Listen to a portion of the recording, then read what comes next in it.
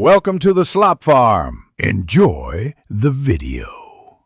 In this video, I will show you how to make homemade blue cheese dressing. First, gather your ingredients. You'll need 1/2 cup of mayonnaise, 1/4 cup of sour cream, 2 tablespoons of white wine vinegar, and 1 tablespoon of fresh lemon juice. Don't forget 1/4 teaspoon of garlic powder, a pinch of black pepper, and 4 ounces of crumbled blue cheese. Having everything ready makes the process smooth and enjoyable. Now let's start mixing the base. In a medium-sized bowl, combine your 1/2 cup of mayonnaise and 1/4 cup of sour cream. Whisk these together until they are smooth and well blended.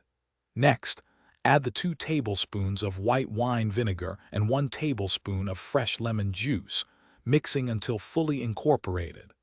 Finally, stir in the 1/4 teaspoon of garlic powder and a pinch of black pepper. This is where the magic happens. Take your 4 ounces of crumbled blue cheese and gently fold it into the creamy base you just prepared. You can use a fork to lightly mash some of the blue cheese against the side of the bowl.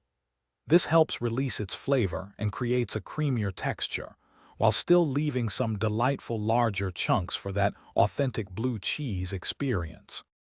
Almost done.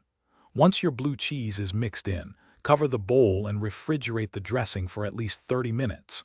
This chilling time is crucial as it allows all those wonderful flavors to meld together and intensify, giving you the best possible taste. Before serving, give it a quick stir. Enjoy your delicious homemade blue cheese dressing with your favorite salad or crispy wings. Thanks for watching. Consider subscribing if we helped you today.